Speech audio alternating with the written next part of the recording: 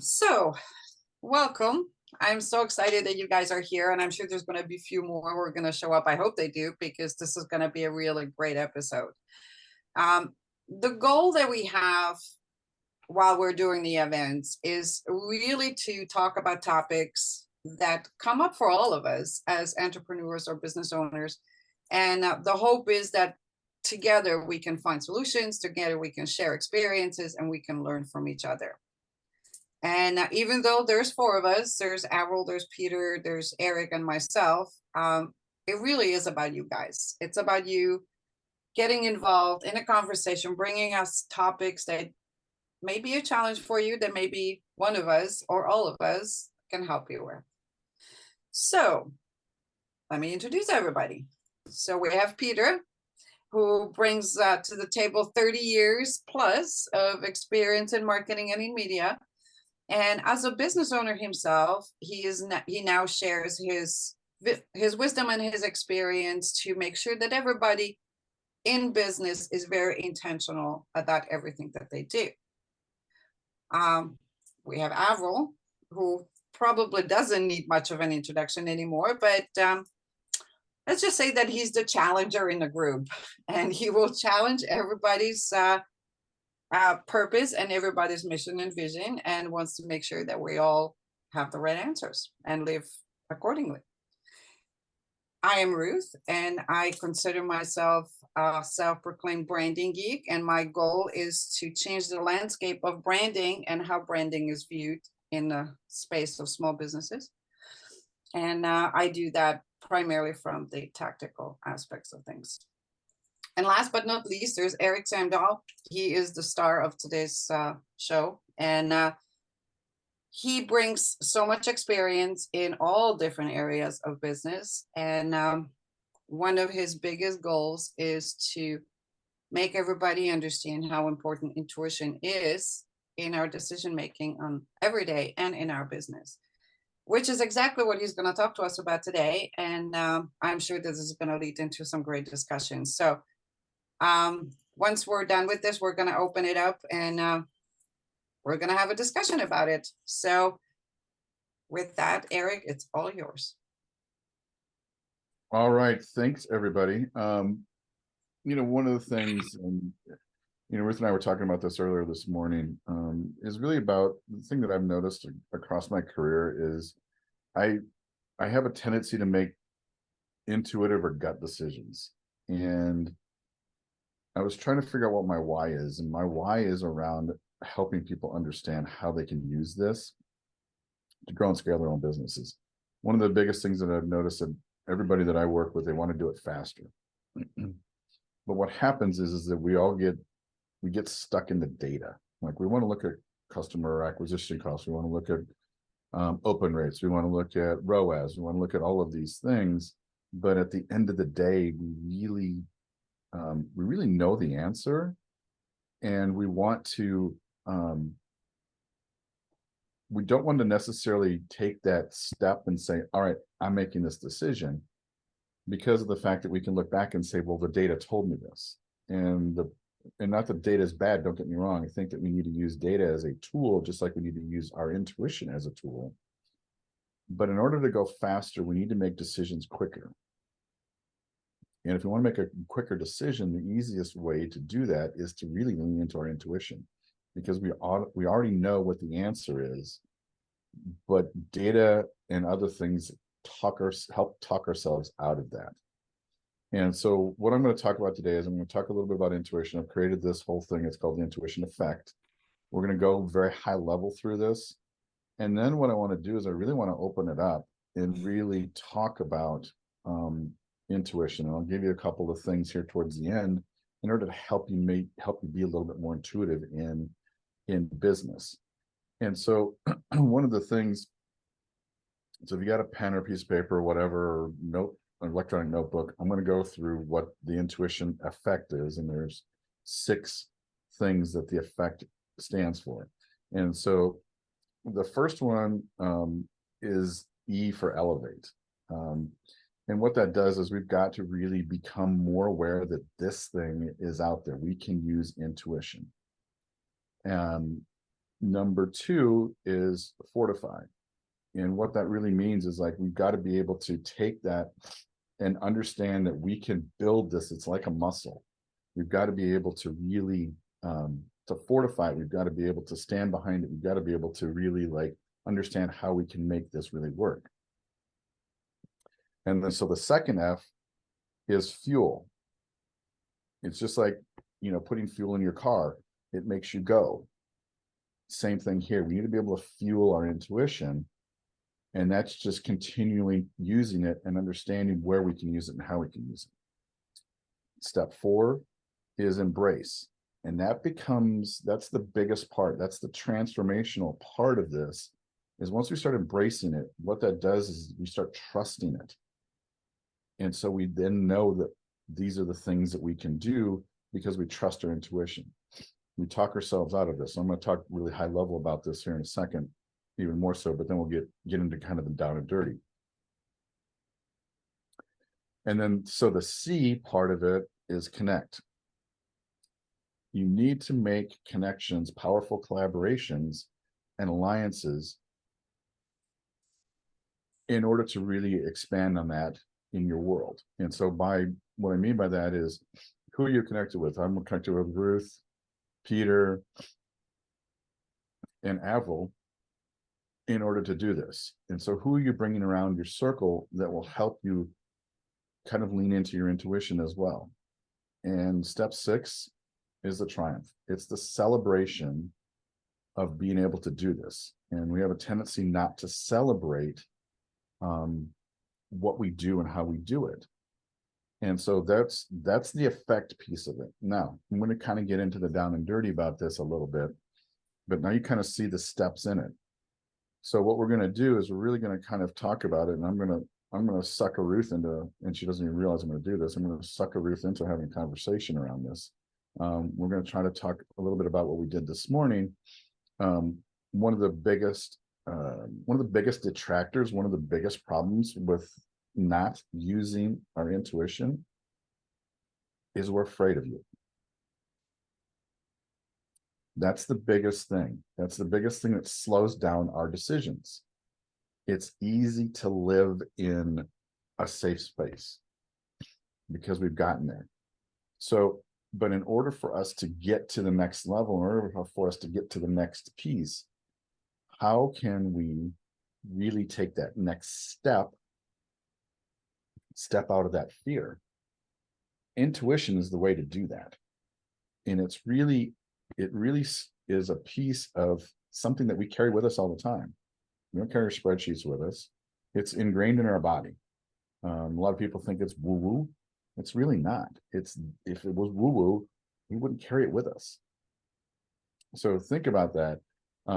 So the vagus nerve, I'll give you a little bit of technical stuff. The vagus nerve connects our head, our heart, and our intestines.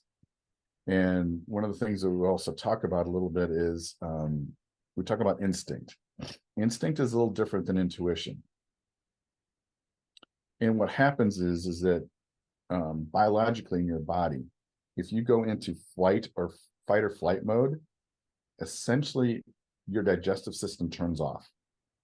There's no reason for you to actually use your digestive system. So your body turns it off, and it pumps all the blood to your extremities, to your brain, in order for you to do that. Now, intuition is kind of that step back from that. It's not quite using your instincts to do that. So there's a little bit of a gray area, but that vagus vein that runs through you controls all of this. And we're still now just starting to figure out the power of the vagus vein in our body. So now let's go back and jump in and talk to Ruth. So tell me what you were talking about this morning. Give us a little backstory. Well, I think that one of the biggest things is that we're actually using an example of a client. So you have a client, and your client, they hire you for a reason. They hire you for your expertise, for your services that you provide. And what happens when at some point the client turns around and starts being the director, starts telling you what to do, and starts going against your advice? The Okay. biggest thing that happens to most of us, I think, is we get scared. Mhm. We don't want to lose the client. We don't want to lose the money that comes from the client. And so we quite often give in. Now, even though we know that that's the wrong step, we know our gut is telling us we're doing the right thing. We know what we're doing. The client hired us for a reason. But for us to have that conversation with the client and letting them know this, letting them know that in an effective way, that you hired me for a reason, so yet you're listening to outside sources and going against my advice. I think that the fear, unfortunately, costs us quite often because we should be able to fire that client if they don't do the work or if they don't go along with what we're advising them, because they're hiring us for our expertise and yet they're going against it. And I think that the fear is quite often it's immobilizing. It can be completely immobilizing, I think. And we've all done that. And so we were talking about how does that attach to the level of confidence, because it's your confidence level that is people we're going to react to. So if we go in and we talk to a client and we kind of are soft about it, well, we're not really taking the reins back. We're not really making that decision. But I think that what Eric is going at is it's a choice.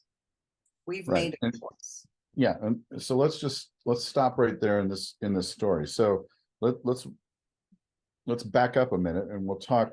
This is a real story. Mhm. Intuitively, Ruth knew that she needed to say something.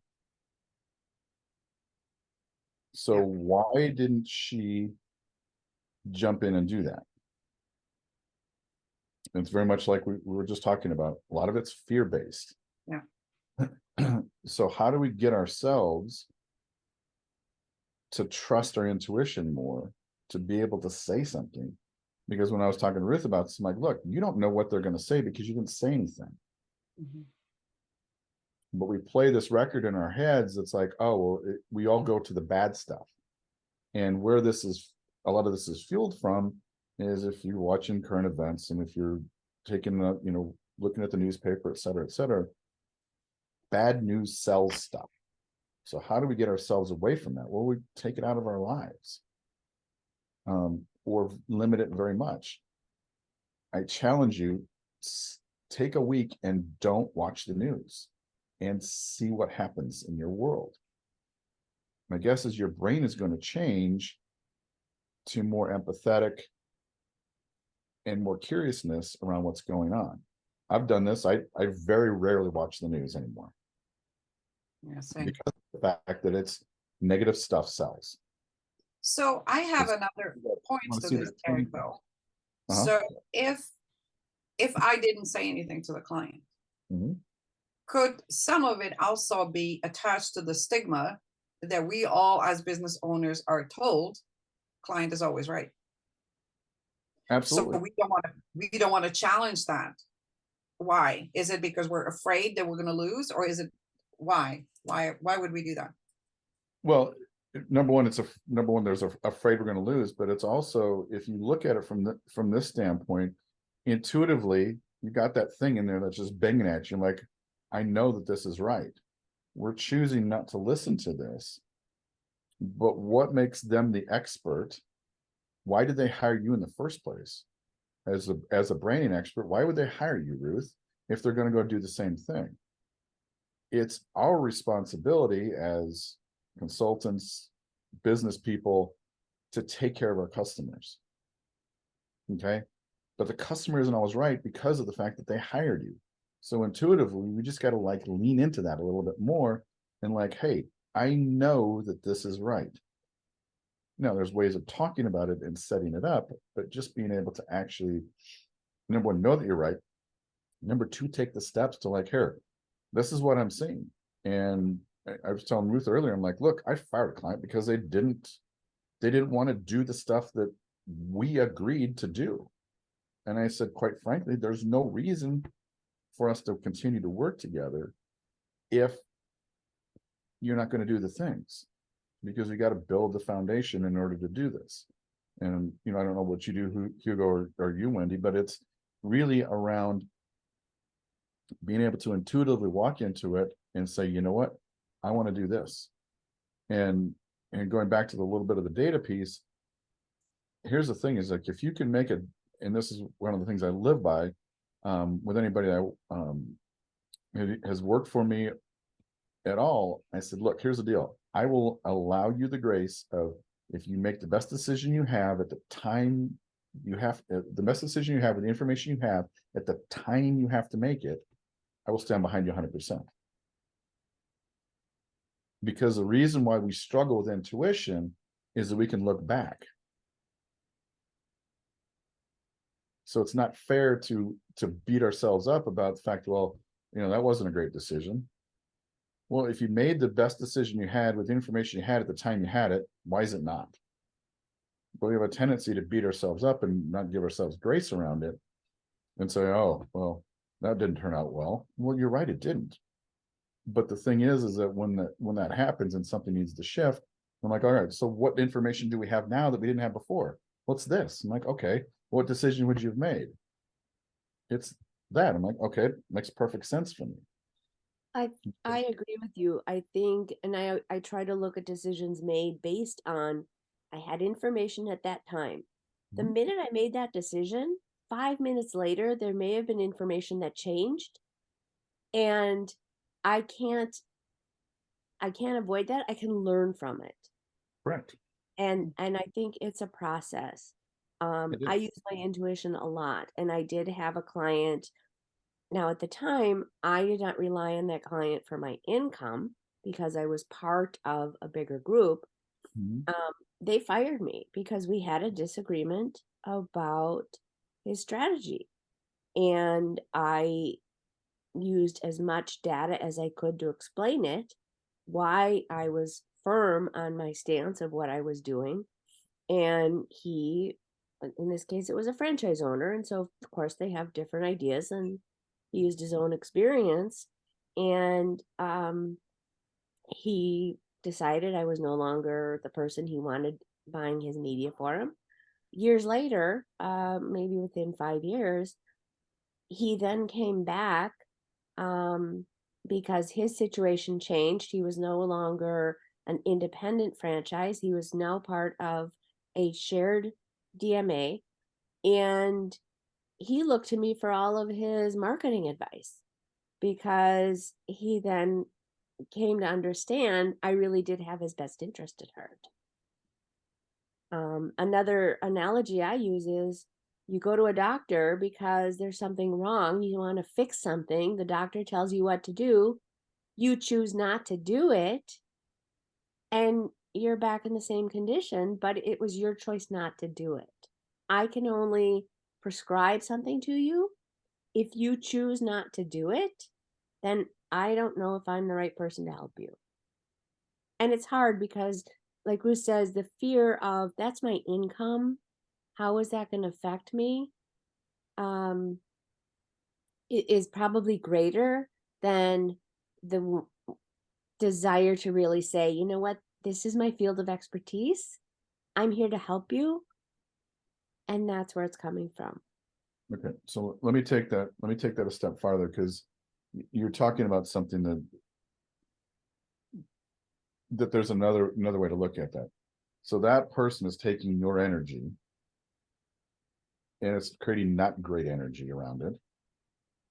And by you having that person there, that could also be limiting you from having a new client that wants to work with you, or missing the opportunity for a new client because you're worried about this one and it's creating that income.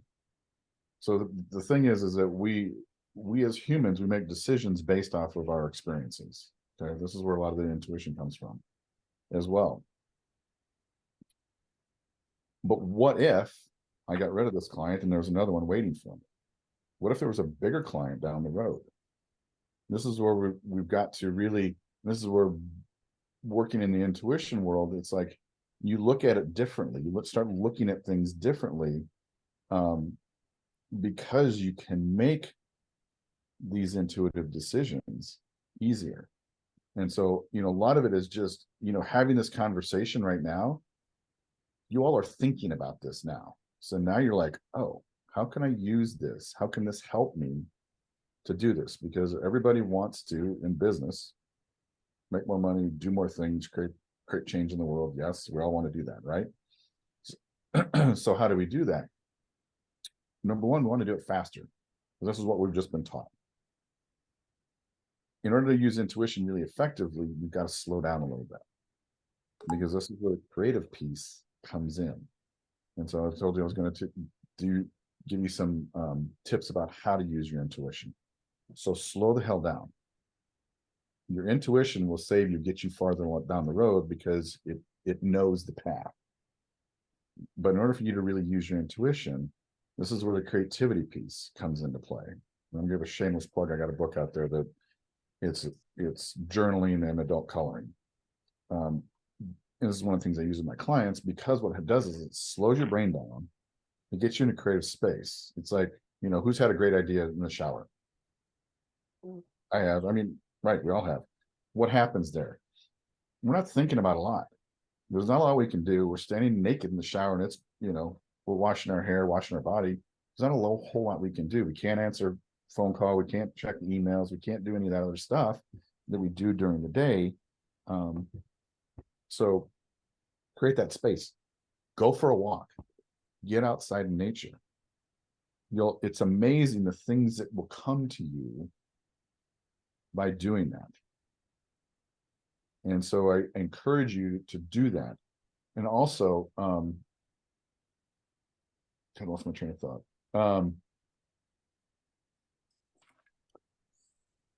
I hate this. I just lost my train of thought. Okay, I have a question that may Okay. help bring it back. So one of the things that you've said a little bit while back was we do tend to think about the past and we think about the future. And it kind of reminds me of something that Peter was talking about in the last episode, where he was talking about the past and the future and the present. And I'm wondering, to be able to really tap into our intuition, do we need to I hate to use the word disconnect, but it's the only one that comes to mind. Disconnect in a way from our past and stop ourselves from jumping into the future and just literally be present in the moment. Right. Well, yes, you're exactly right. And that's, the society has taught us that we need to do 18 different things. I don't have notifications turned on my phone. I think the focus function on Apple devices is a game changer. Because right now I'm on work focus. Okay. I don't get any notifications. I don't see anything coming across any of my screens. It helps me be present in this. Our brains biologically cannot do two things at one time. We think we can, but we can't. Our focus has to shift from one to the other. But yet we've got Slack running, and we've got our emails going, and we've got all this other stuff. All this is distractions to us. It's taking us down a rabbit hole. I'm guilty of it too. I go down a rabbit hole just like anybody else does. I went down a rabbit hole this morning with Ruth. I was like, I'm going to work on this other thing. I'm like, I'm calling Ruth because I want to show her this. We do it. But the thing is like, how do we get out of that rabbit hole and then move the ball forward? Oh, that was the other thing I was going to tell you. Okay. So in your day, I challenge you in the morning or in the evening before you go to bed, figure out the 3 things you need to do the next day. Not the list. The list is irrelevant. The 3 things that you need to do in order to feel like you've moved yourself forward that next day. That was the other thing I was trying to remember. Is that something that you think that we should write down, or do we just say it? Absolutely. Absolutely. So I've got an electronic pad over here that's got the 3 things I want to do today in order to feel like I've moved myself forward. No, it's not to say that you don't have another list of stuff, but 3 things, because at the end of the day, you don't want to say, man, I just feel like I wasted a whole day. It gives you a win. 3 things are easy to do. I've done one. It's 12:30 in my world. I've got 2 more I need to do in order to get to my 3. Mhm.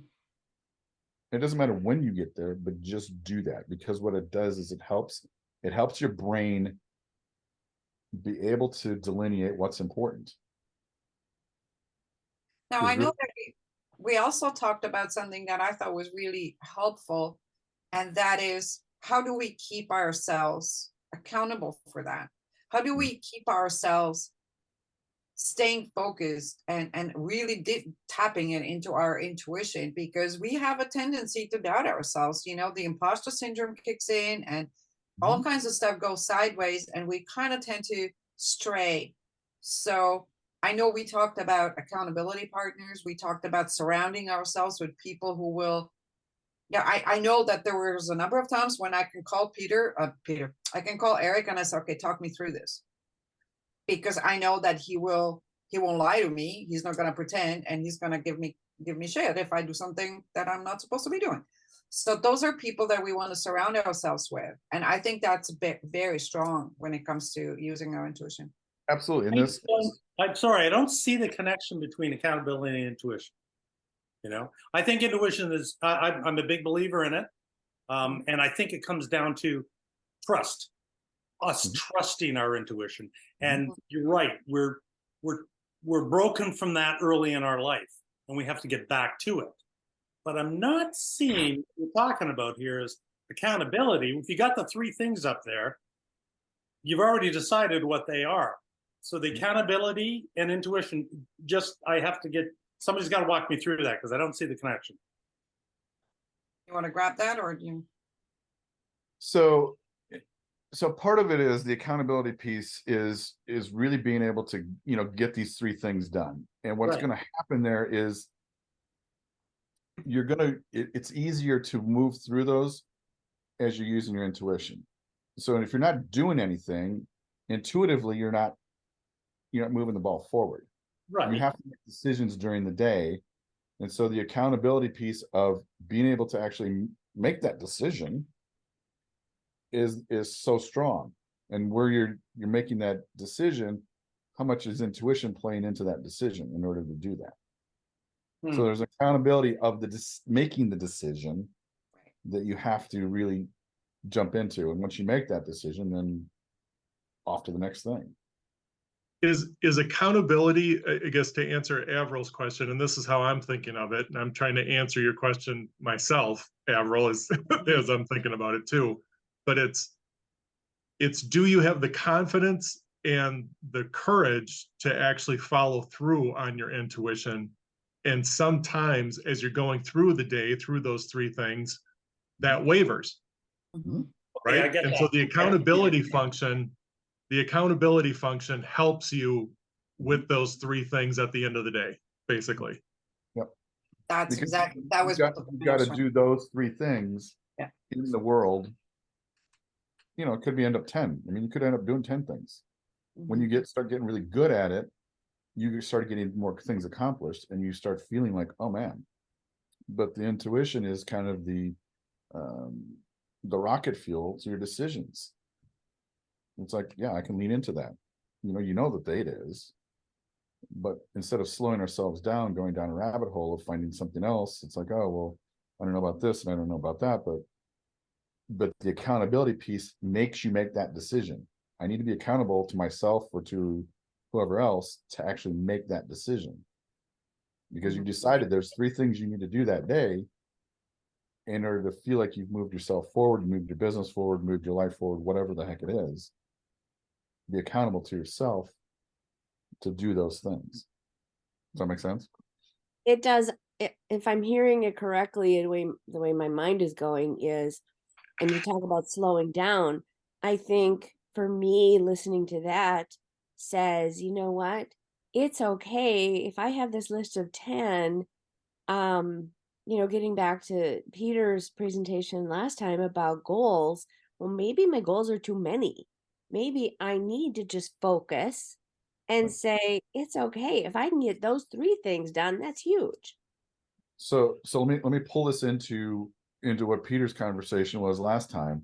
Was, remember, this is 3 things you're going to do today. Your goals are out here someplace.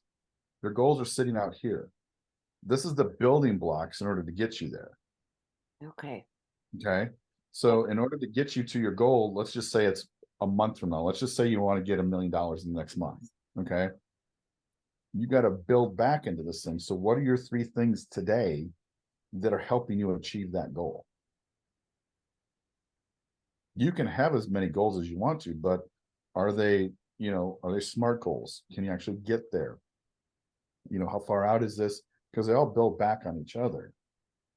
But the problem that we run into, especially in the entrepreneurial seat, I see it myself, I see it with my clients, is we get sidetracked and try to put off stuff because we feel like we're okay in this.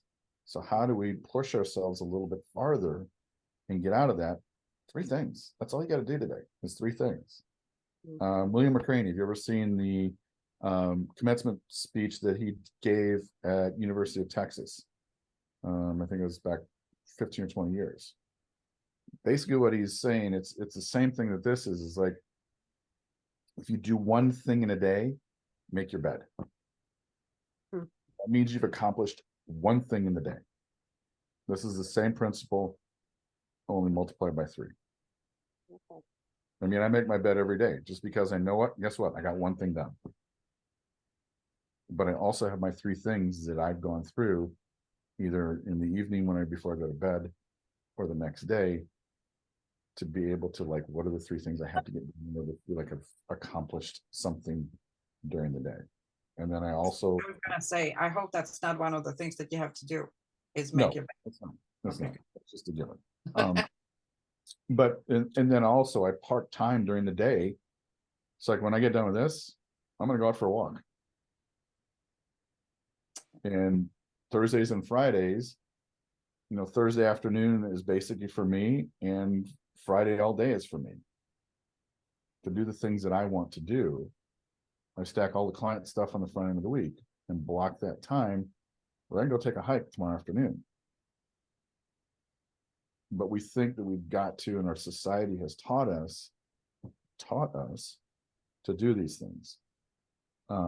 That we have to be busy all the time. We have to have kids that are running 38 different directions. We've got to be answering emails and, answering phone calls and this kind of stuff. But really, at the end of the day, those 3 things are going to anchor you into what you really need to get done.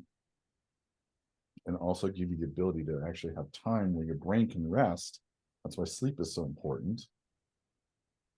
Is so that it catalogs all the stuff that you've learned. We go through 38 gigabytes a day of data. We get served that every day. So our brain is actually taking those things that we see, hear, touch, feel, smell. It catalogs all that stuff. But that's what happens when we sleep, is it puts it into a filing system that we can recall it later. This is why, as we use our intuition, where we fortify the thing and understand that it is really can help us, we've just got to lean into it a little bit. And the more we lean into it, the easier it is for us to have the triumph at the end, which is like, yes, that was a great decision. And so that, go ahead. So how would you then advise us to, because I'm going to go back to what Wendy was saying and what I was saying, is fear.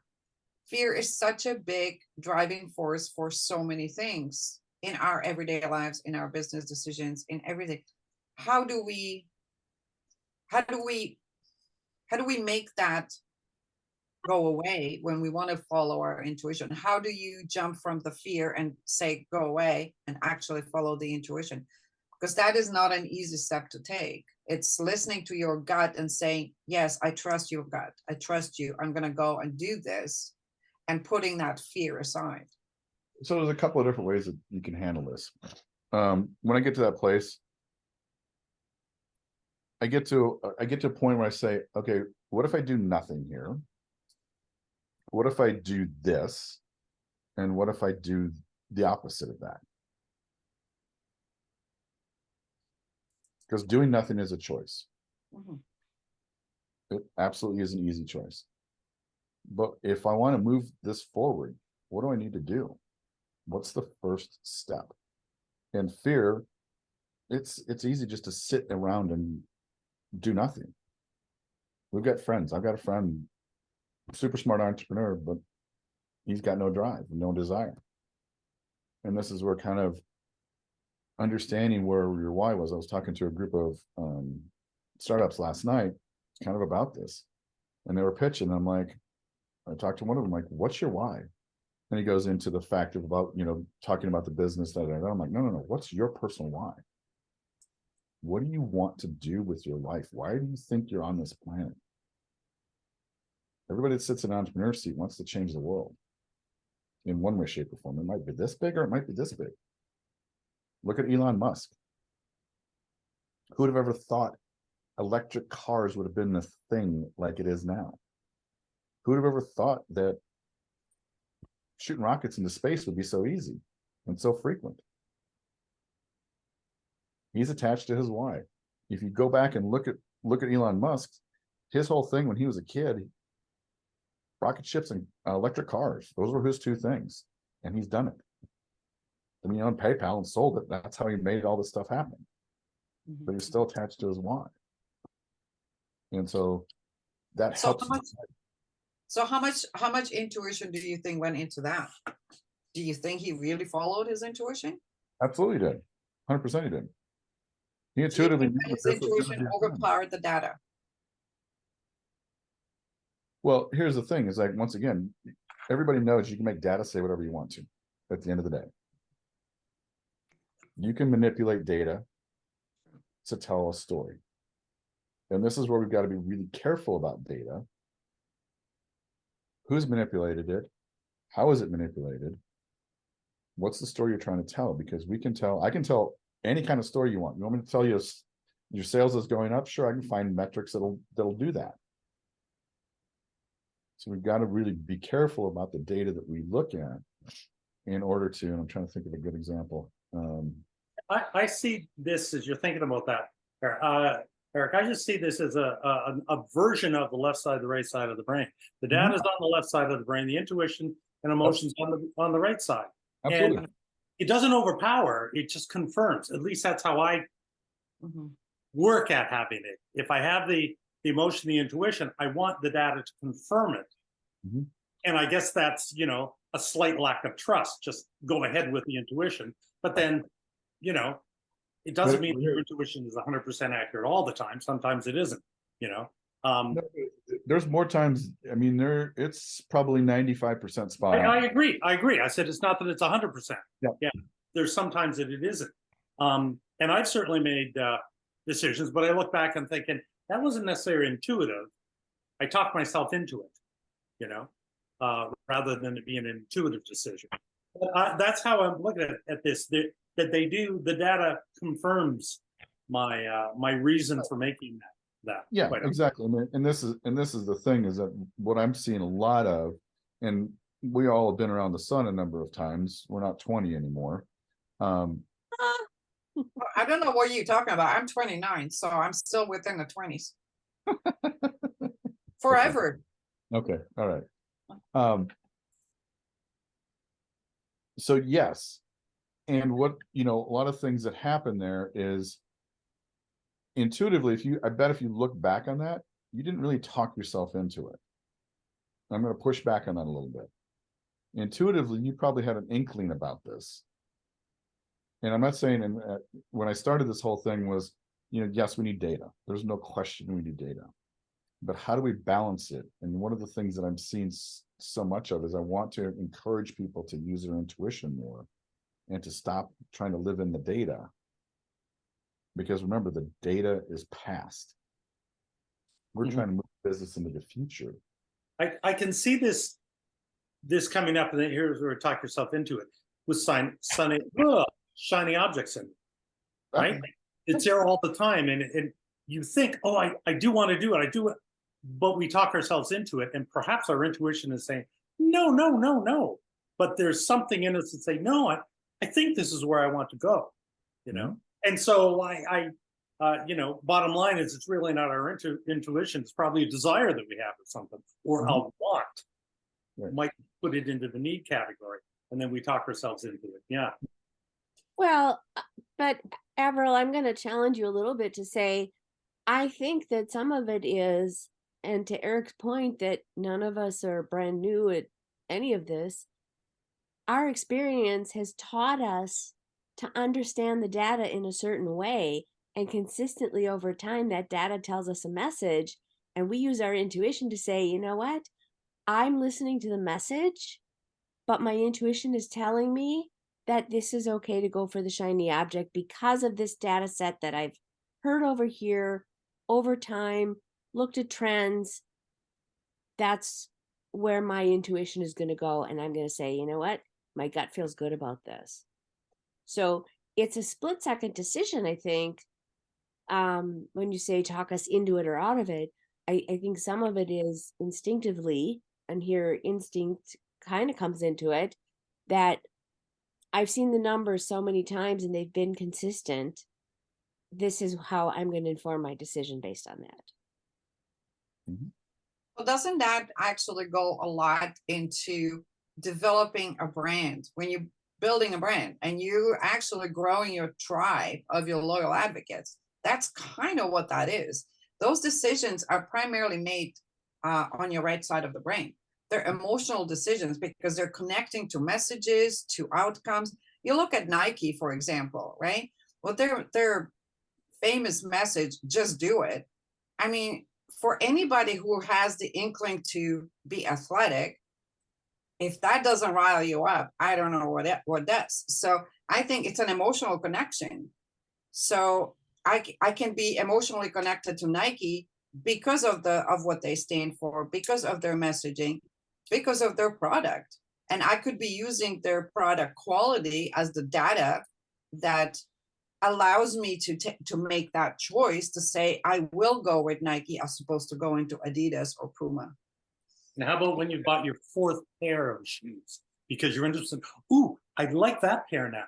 I Right. like that pair now. You know. Oh, look, you challenge me on convincing myself to buy a pair of shoes. I don't need intuition for that. I can justify that like that. But that's a whole other story. But I think there is a big connection between brand building and intuition.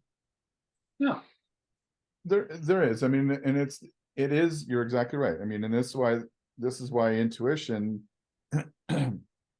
is important, because once again, your brain, your heart, and your intestines, it's all connected, interconnected.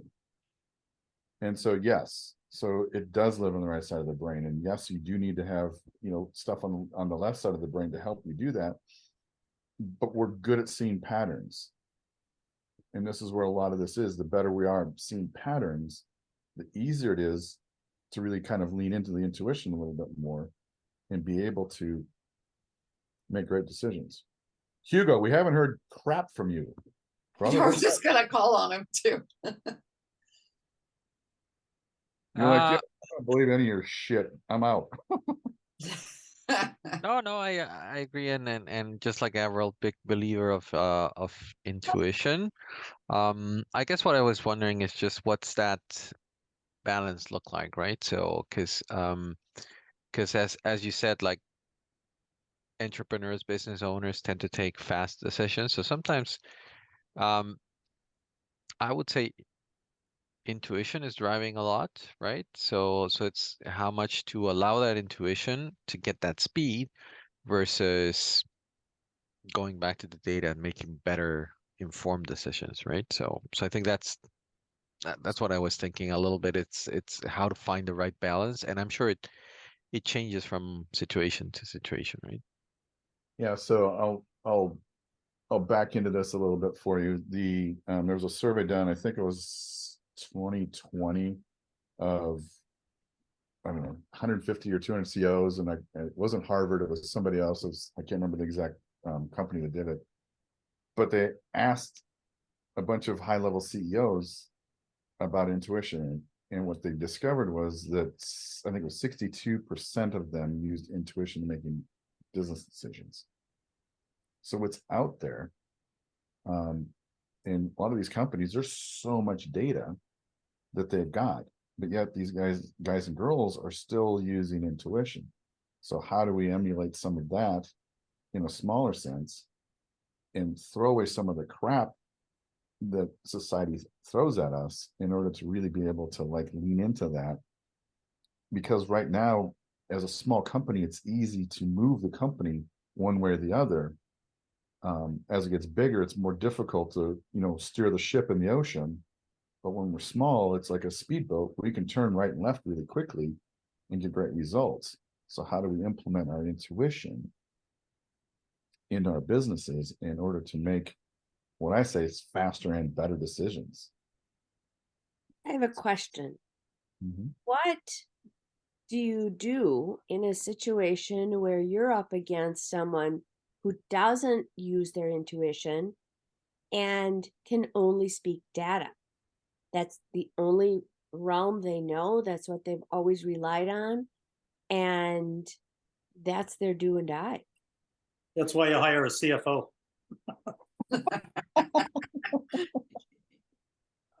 So you have to understand that they are in that space. So I worked for the company that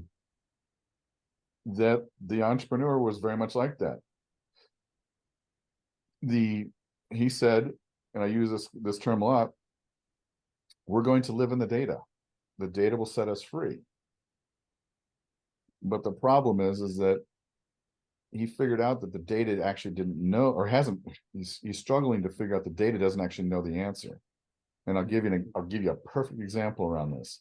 It was right when the pandemic was around. This company was into the fitness space.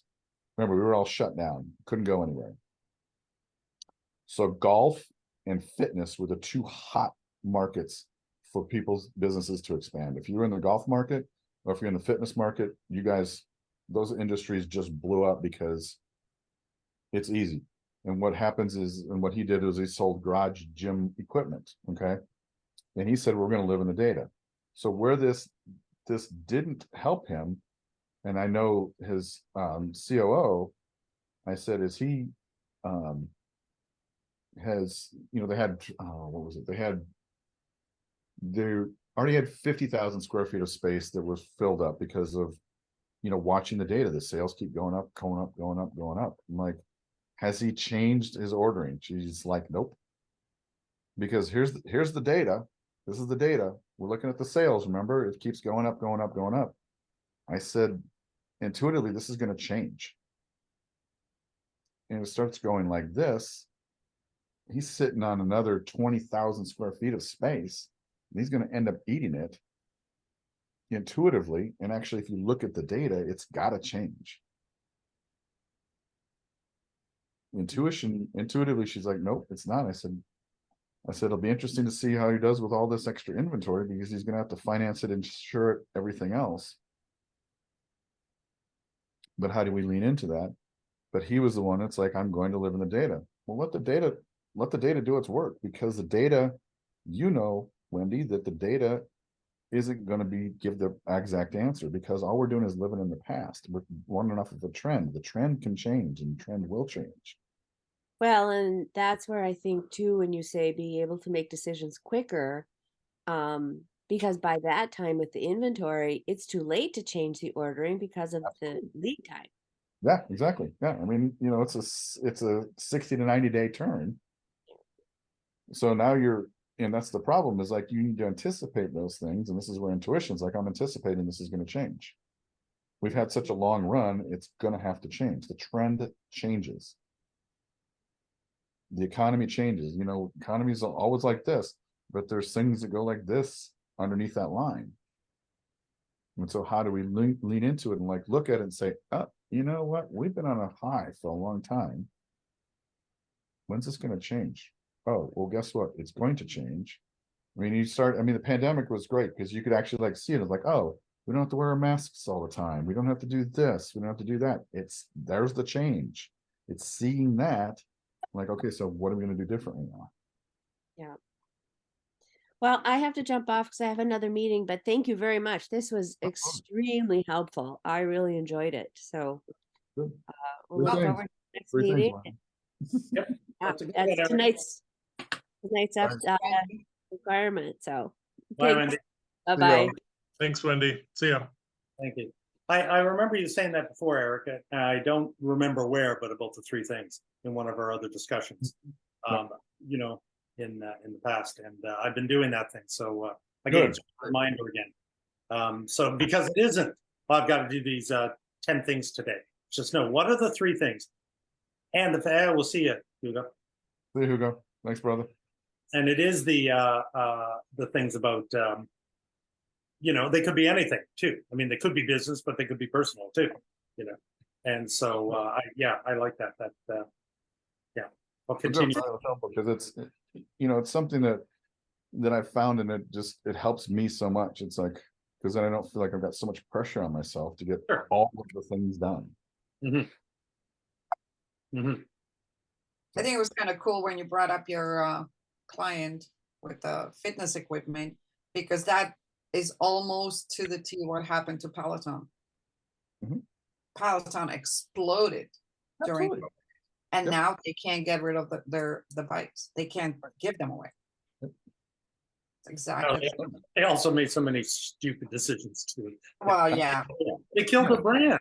What they They- did, they just hurt their brand so much. You know,